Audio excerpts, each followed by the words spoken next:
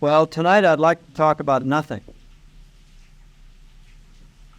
I know there are lots of people who have had this ambition to be able to talk about nothing and make sense. And so I'll try to make nothing sensical for you.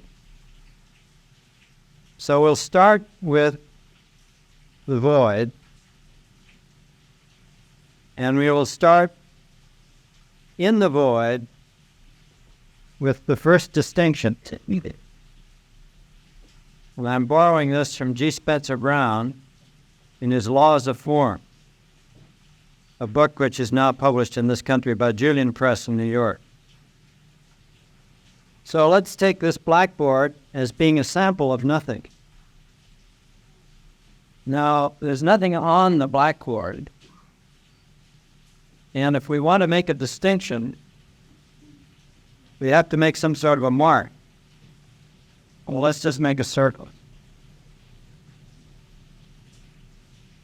As soon as we make this distinction, demarcating a portion of the void from the rest of the void, we have accomplished something which wasn't there before. And you could call this the first creative act. So in reality, it's the second creative act. The first creative act was getting yourself out of the void. Each of us has come out of the void, taken on a material form, which is described very well in our Western science,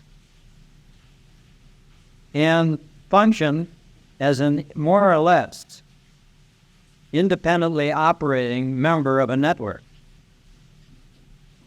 So the first distinction, number one, is the creation of self. Now, we each of us have the illusion that our self was created by others, that our self was created by our parents, by our peers, by our teachers, by our political definitions of who we are, by our race, by our creed. But this is an illusion. If you pay close attention to yourself in solitude, isolation, and confinement, you will find, after you've spent a sufficient number of hours, for a sufficient number of weeks, for a sufficient number of years, that you created yourself. And that you started as nothing, and then you became self. So the first distinction, this boundary, is drawn around self. That self can then operate in such a way as to draw further boundaries. So it can reach out, as it were, and make the second distinction. This is where G. Spencer Brown begins the laws of form. Is separating out from a universe of nothing, something which you now name. As soon as you can name, you can distinguish, you can separate, and you can cross over into. So self can move over the boundary into the new spit. Now remember, you've done two creative acts here. You've created self, even though you can't remember it, but maybe you can remember the first distinction that you made. The first conscious distinction was probably made as you were leaving the uterus, or as you were entering the uterus. In some cases, it's the entrance that is remembered. In other cases, due to the traumatic nature of the birth, it's the birth that's remembered. If you go back to the earliest, most primitive memory that you have, you will find something of what I'm speaking here, if you are allowed to. Now, this is a region in which what you believe to be true either is true or becomes true within certain limits. These limits are to be found experientially and experimentally. Now, experientially and experimentally mean that the responsibility is yours. Experiment, as defined in the Western world, is something that somebody does to something to test it, to elicit new information. So you can experiment with yourself, you can experiment with the void, you can experiment with distinction. Now, if you go along with G. Spencer Brown's definitions, that distinction is perfect continence, that is a totally enclosing boundary of some sort, and that this boundary has an inside and an outside, and then you name the inside. We're naming this one 2. You can then remember that you did this operation, you store it.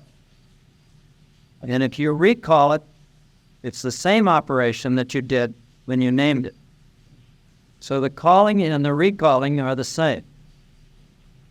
Now, this is a pretty primitive mathematical kind of definition. You are reducing many operations to one operation and making it a call here. If you move across the boundary from one space into space, you call this the first space. This is the 0 space outside. If you go from 1 to 2, you are doing the same operation that you did when you went from 0 to 1. This operation is called crossing. Now, if you go from 2 back to 1, you are recrossing, and that is not the same operation. To summarize it in a particular way, you can lose your virginity only once. When you cross from 0 to 1, you've lost your virginity, and crossing back to 0 is not the same operation. And you're losing your virginity twice in the trap to do it. In a sense, but it's a new virginity. They're found the same operation. Right. Here you are alone. You divide them at the same operation.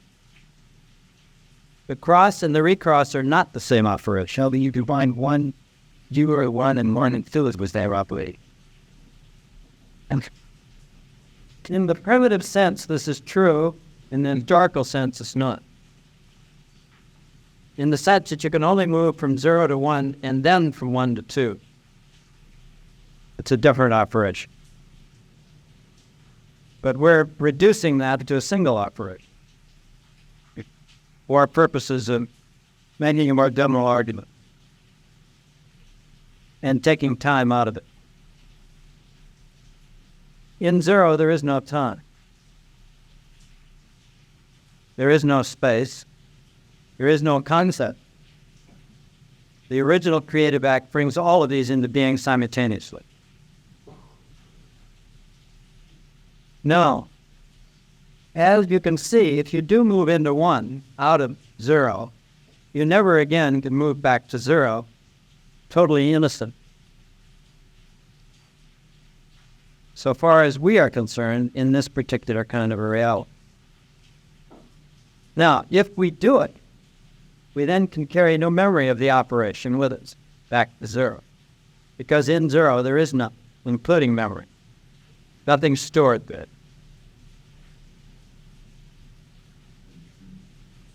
Now, it's wise to meditate on this kind of operation in the sense that if you can face this set of operation, face your own non-existence, face your own creation, face your own destruction, you are doing what Carlos Castaneda said Don Juan told him to do. You are keeping your death on your left hand. This operation keeps you more alive, more aware, and more of a higher level of consciousness than any operation that I know of. As long as you do not worship your own destruction, as long as you do not overvalue your own creation. We have a tendency to have an aversion to our destruction the destruction of this vehicle, this body in which we live. And we have a tendency to hang on to it and not leave it, as if this were our total being, our total existence, our total creation. Now, if it is, there's nothing we can do about it. If this is our total creation, if we are merely an aggregate of molecules that has been accumulated by a biophysical universe which has no meaning, no direction, no self independently of the molecular aggregates of our body and brain,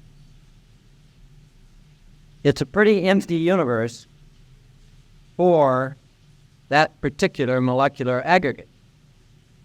It's a lonely place without much point. If these operations have any reality or any truth to them at all, then there is a far greater hope for a spiritual growth, for an expansion of our awareness, and for an increase in our knowledge of how the universe really operates. This is my particular point of view at this time. That's where I'm at.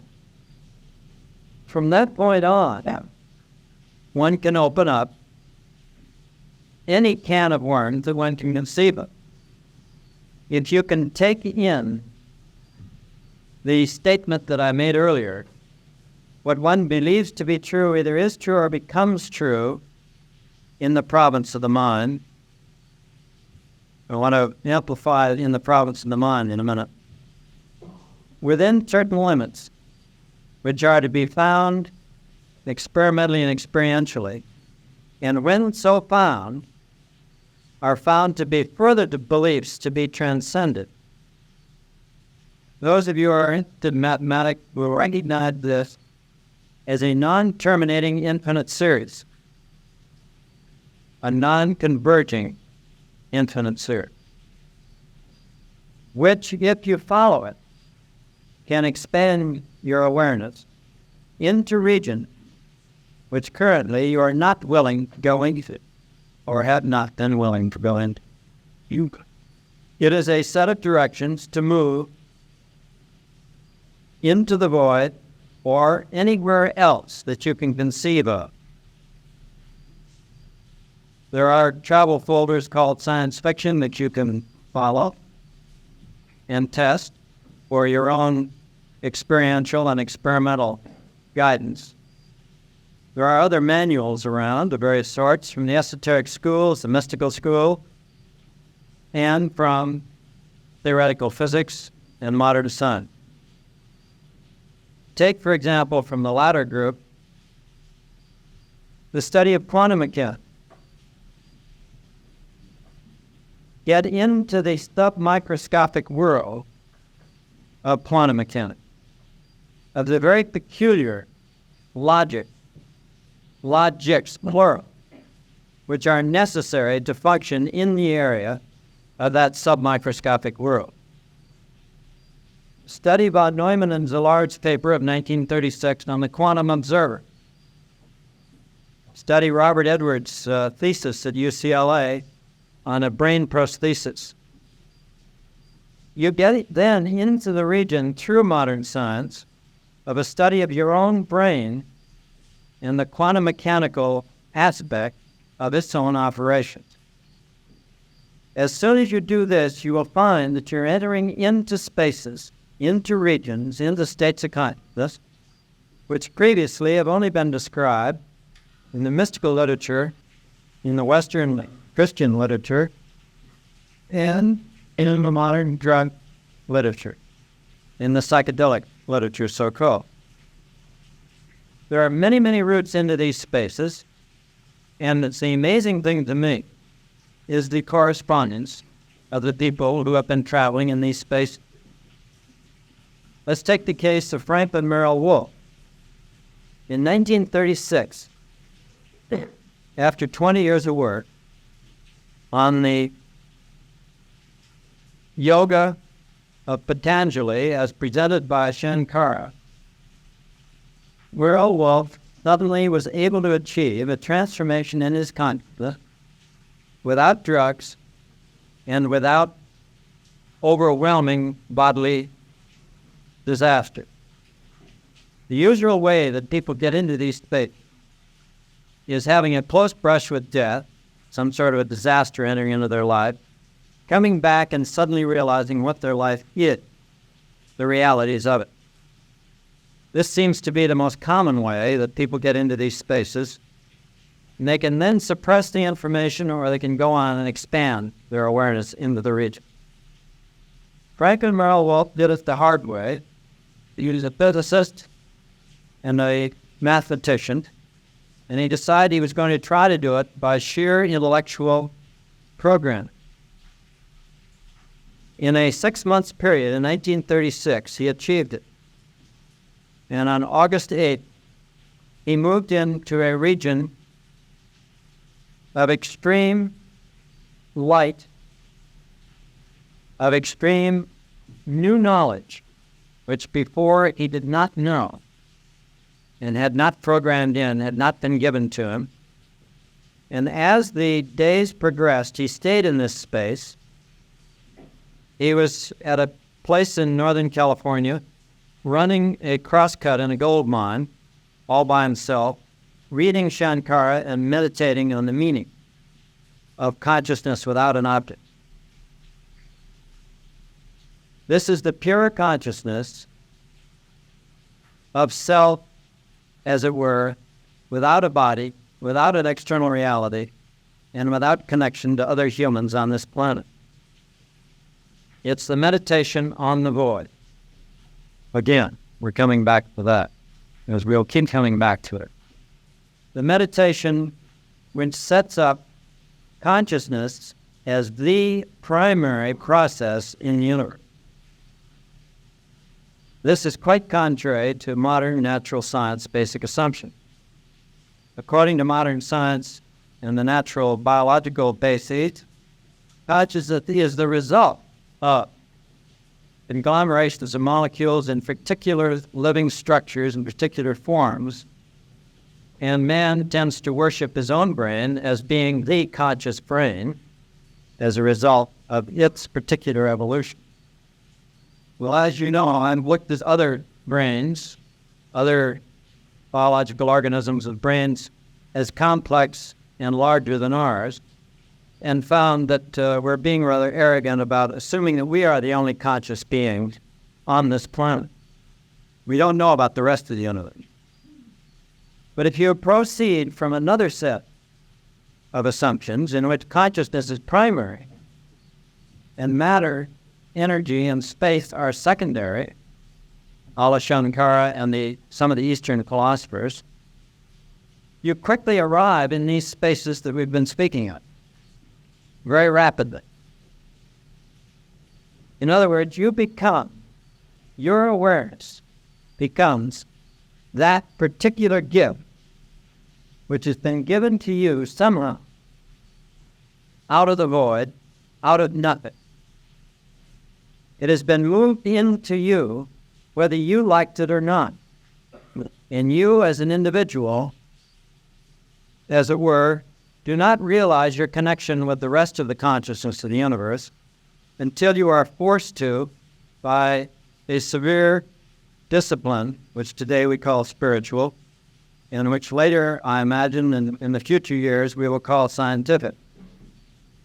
I think we're going to move into a series of sciences, new sciences, which have ancient roots in the East, among the Buddhists, among the Tibetans, among the Hindus, and among the Chinese.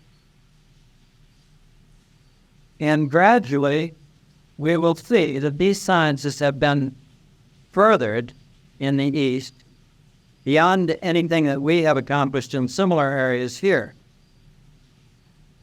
However, this apparent disparity between the East and the West, I'm sure, will be erased. Let me give you a very simple-minded example. Here in the United States, we have a system of meditation which was invented here. it is probably the most dangerous form of meditation that the world has ever seen. It requires a high degree of skill. It requires a person to learn it when they're rather young, and they must practice it for many hours every year in order to survive. If they don't practice it, they become a member of the 55,000 lives that are lost every year as a consequence of failure to perform this meditation in an expert fashion. And this is driving a car on a freeway at 70 miles an hour. Yeah. You must keep that car within a 14-foot wide lane at a very high rate of speed, 60, 70 miles an hour, hour after hour. Now, if you pay close attention to what you're doing under those circumstances, you will find that it has all of the characteristics of an esoteric meditation from the Far East. Number one, it requires your total awareness, focus, in a given region. As you move down that highway in this narrow channel, you are beset with people doing a similar job, but at different rates than you are. They turn in front of you. You must be aware of them coming in from the sides. You must be aware of them coming at you from the opposite direction. This is a very, very demanding form of operation. The concentration required is obviously of a very high order. And if you fail to do it, the penalty is the death of this vehicle. Now, the amazing thing is that there are so few deaths compared to the number of man-miles covered per year. There are good statistics kept on this, and you can check out the facts of it very easily. Now, it's been discovered by the younger generation, some members of the younger generation, that they can do this operation very easily and at the same time get out of their body. For example, I have a friend who drives his car about 3 feet above the car practically all the time when he's on a freeway, because he finds that it's a better vantage point to see what's going on around him. Now, he says, I asked him for a complete description of what this is like, and he says he watches the bot below him operating the wheel as a robot that is aware of what is necessary to keep that car in a safe condition under these particularly tough conditions. And I said, well, what are you doing all this time? He said, well, I'm watching the body, and at the same time I'm watching it head from up at the top of the car. And every so often I tell the body, hey, way down there, bud, there's something coming, you better pay attention. And the body pays attention, and then everything goes fine. This happens to be more common than appears on the surface. I've found that if I get the confidence of various young people, that they will tell me about such experiences. There may be one or two such experiences, or it may be a routine thing with them. Or it may be only when they are stoned. This I think that all of it had.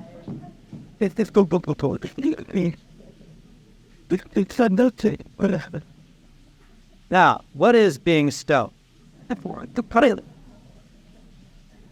Andy Weil, in his new book called The Natural Mind, divides the thinkers into two kinds of thinkers, the stoned thinkers and the straight thinkers. Stoned thinking involves several parameters which are very difficult to describe for those who haven't been in the space. In fact, if you haven't been in the space, no description will help you. If you have been in the space, I don't have to describe it. So again, what you believe to be true either is true or becomes true within certain limits. To be found experientially and experimentally. So to be stoned is one of these spaces where you've changed your old belief structure, where you've moved in away from a set of beliefs of the consensus reality into a set which are far clearer and more flowing. Now, I finally tracked down Merrill Wolf, and I found that he's a far-out gentleman of 85 years old, living at 6,000 feet on the side of Mount Witness. He has owned land on the side of Mount Whitney since 1930, and he said that part of his experience was that he was told to move beside a big mountain in order to stay high.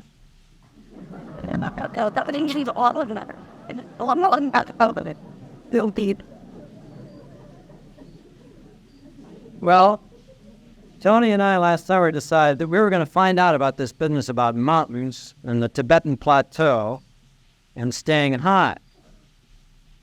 Now, the Tibetan Plateau, as you can see from Lama Govinda's book, The Way of the White Clouds, the average level of that plateau is 14,000 feet. And some of the sacred places of the Tibetans are up at 18 to 20,000. So we decided to go see what this was like. So we spent 6 weeks above 7,000 feet in the high Sierras in a motorhome and found out what's significant. Then you find out literally true that if you get high on the mountains, you can stay high. Now, of course, it can be a bummer, too. As anybody who knows stone thinking, it either goes one way or the other. It rarely stays dispassionately neutral. But if you're very careful and eat the right food, drink the right water, and get lots of exercise and stay at high altitude, you can stay high, stay stoned. And stone thinking is very much easier as long as you're slightly anoxic. Now, during World War II, I would estimate something like 1,500 hours above 38,000 feet on pure oxygen in a high-altitude chamber. And we did a lot of stone thinking, but we didn't call it that then. We called it anoxic thinking. Lack of oxygen type thinking. But I noticed that certain people in the group that I was working with in the University of Pennsylvania got addicted to this. And at every chance they took a trip, the equivalent altitude of 38,000 feet on pure oxygen. I didn't particularly take to it because I got a negative reinforcement by getting the bends.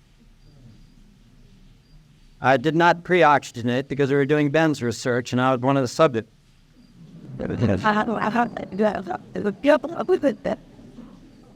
So one way, of course, of getting a negative Skinnerian view of all of this is to get the bends, or to have an accident at altitude and fall off a mountain, break a leg skiing, or any of these other ways of going on a bump in the mountain.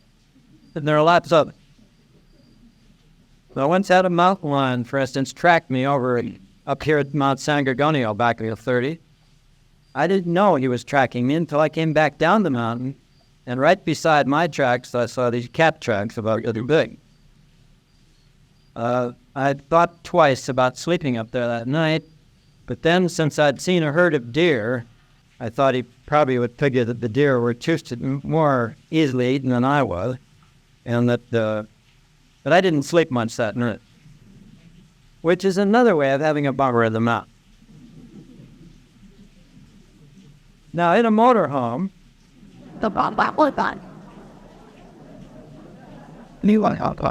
notice I'm giving you the program here of how to have a high in the mountain. First, you get a motorhome. Now, this last spring, when we were up on Tioga Pass, Tuolumne Meadows, a bear came by at dusk. He stood about this high on all fours, and he was an impressive cut. And we happened to have parked the motorhome right across this trail. But as he came straight up the side of it, he suddenly realized it was there and went around it like that and then straight on up the mountain, practically ignoring our presence. That is an advantage of the motorhome versus a tent, because he then went on up the hill and proceeded to get into some garbage cans, by which some of our friends were asleep in the tent. They heard him in the garbage cans and scattered for their cars. Okay. So the mountains by themselves are not the answer to the high spaces.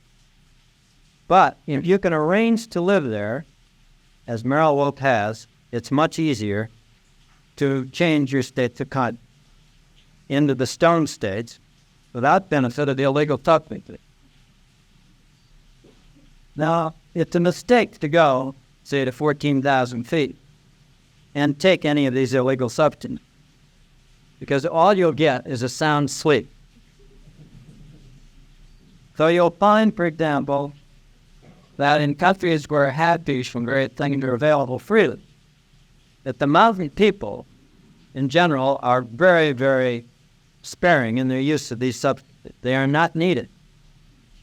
But you'll find that people down near sea level need it.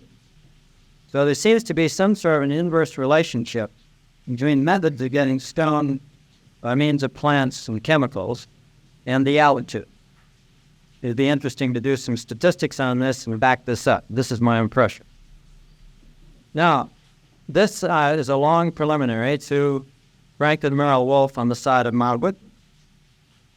And he's lived there continuously, practically, since 1930. He does not take students, except at a long distance. He's making use of the modern tape recorder to teach. So he sits in his mountain eyrie, dictates his lessons, ships the tape off to Arizona, where the students are, and they sit down and listen to his lesson. Now, his first book, Pathways Through to Space, was published in 1944.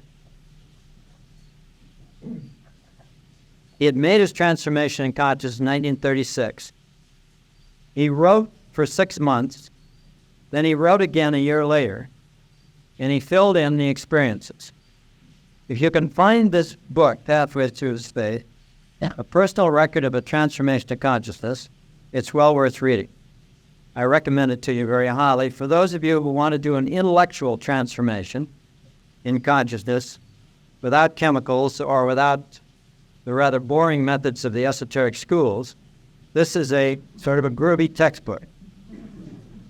It's being republished at my insistence by Julian Press in New York, who published my book, Center of the Cyclone. And it should be out this spring or summer. It'll be available once again. It's a very hard book to find. There was a very limited edition during wartime conditions.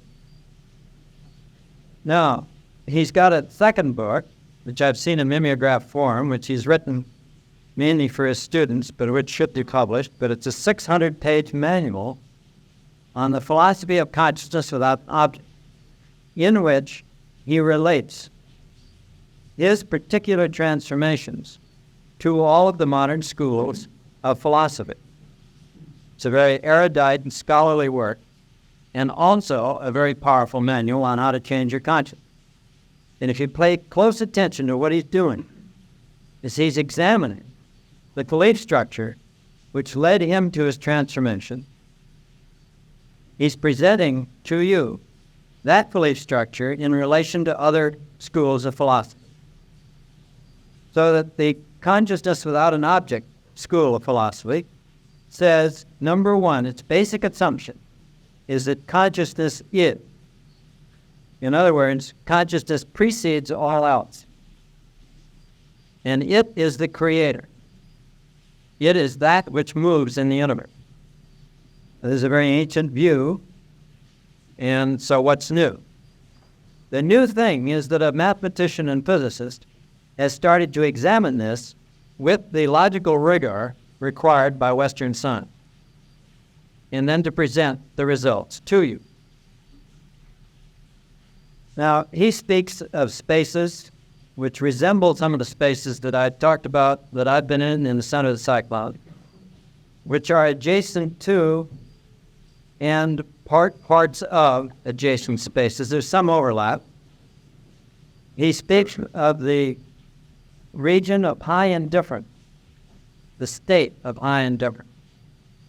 Now, if we want to go Skinnerian, we can say that there are two things which keep you from changing your consciousness. Number one, there's negative reinforcement.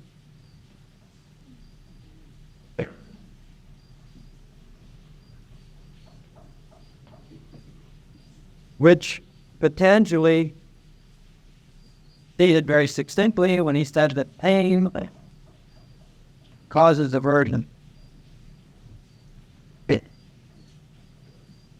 In modern behavioral psychology, aversion is the equivalent to avoidance. 2, the second trap, and these are traps, if you wish, is prevent you getting to the state of high indifference. Positive reinforcement. Pleasure causes attachment.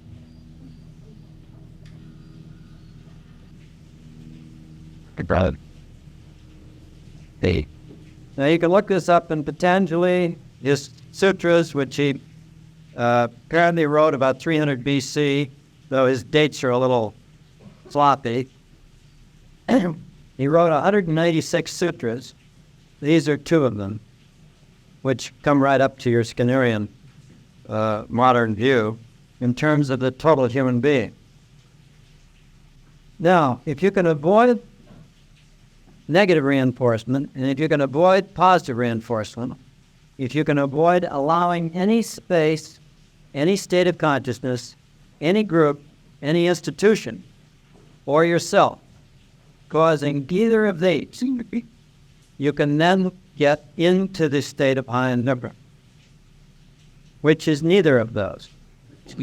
It's a sort of a surfing slot. And those of you who have surfed know what I mean. When you're in the slot on the surfboard, you're neither lagging the wave nor leading the wave. You're neither going to get dumped nor are you going to get left. You're riding right on the right spot. And there is only one spot on any one wave.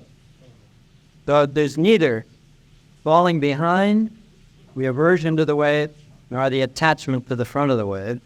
There is that particular place in which you move neither forward nor back, and on which you have your balance point. I think that we move that lot from pleasure. By not being attached to pleasure. Well, you're attached to the slot. Right? You're attached to nothing. Couldn't matter back. You're achieving the slot. The negative reinforcement doesn't like warfare. What is your point? Pleasure and pain don't enter into it. If you're going to state that you're attached to the slot, Skinner would call it pleasure. No. Couldn't keeping No. or to the slot. Let's give you another example. Some activity that you want to do gives you extreme pleasure, ecstasy. Now, the Patanjali trap of the ecstasy is being attached to the ecstasy and wanting to have it reoccur again and again. The repetition. The problem with the pain is avoiding that which causes pain rather than going into it and discovering its cause and thus knocking the pain down. Avoiding situations which cause pain.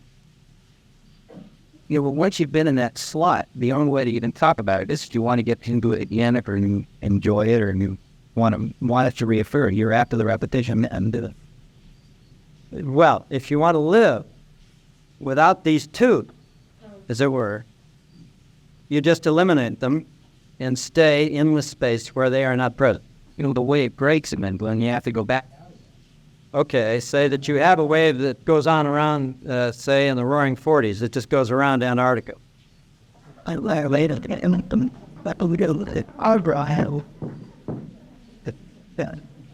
think anybody surfed there. It's a little cold and you require a lot of wet characteristic. Real wet system.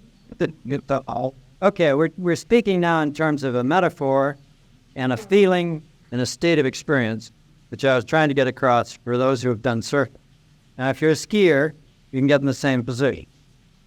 You can either come down a mountain, hell-bent for leather, not caring whether you get destroyed or not, and end up in the top of a tree with a couple of broken femurs, or you can come down a mountain, not being afraid of going into the trees, but at the same time doing that which is necessary to avoid going into the trees, staying in the slot again. Now you can, as it were, get addicted to this. Or you can come down the mountain so frightened and so attached to going slowly that you never get anywhere.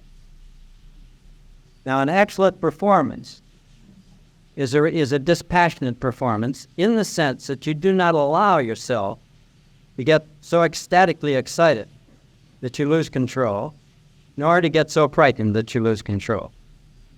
And that's generating the slot in this sense that we're talking about. Now, traveling in inner spaces, you have to have this kind of knowledge also, in a sense, because we are all too likely to fall into negative spaces, bummer trips if you wish, or into extremely ecstatic spaces, sort of like continuously staying on the edge of a sexual orgasm, but never going over and staying in that ecstatic space. These kinds of spaces are both traps in the Merrill Wolf sense. The state of high indifference allows a freer travel into farther out regions than either of these other two possibilities. In other words, falling into hell or seeking heaven are two activities which militate against achieving the high indifference state. Yeah, but maintaining that homeostatic condition, wouldn't that... That isn't a homeostasis. It's a steady state. Very different. Like maintaining it. That was the main thing there, and it would become positively reinforced. Right, but positively reinforcing at the next level up. And secondary reinforcement. There'll be a curve. We could call it a meta-reinforcement. Doesn't matter. All right, let's not get lost in the screen of words. Let's say I've mapped it out to a certain extent for you here. We can discuss the details and we get the point across as we go. But the important thing to remember here is that everything I've been saying is not just a bunch of words, a bunch of formulae.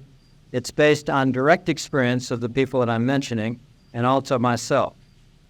And each person who has been in these spaces struggles with the problem of communicating them to others. It's impossible, in my estimation, to transmit the experience directly to someone who has not been anywhere near these spaces. Arguing on a verbal level, using verbal constructions, even as I'm doing here, have no use whatsoever unless they can be like a cookbook, unless the injunctive use of language is remembered. All that Merrill Wolf, or myself, or Carlos Castaneda, or Don Juan, or cookbook, unless the injunctive use of language is remembered. All that Merrill Wolf, or myself, or Carlos Castaneda, or Don Juan, or G. Spencer Brown can do is to lay out a map and tell you, you can move from this part of the map to this part of the map by the following means, and then give you a set of directions. You don't ask a cook or someone who writes a cookbook, does not try to describe the taste of the food. What he does is give you a set of directions, a list of materials, and the proper way to combine them and to cook them for you to taste it. And the result is a direct experience of taste, which you can only arrive at by following the injunctive use of language in the cookbook and following the direction. And that's what Merrill Wolf is doing, and that's what I've been attempting to do in Center of the Cyclone.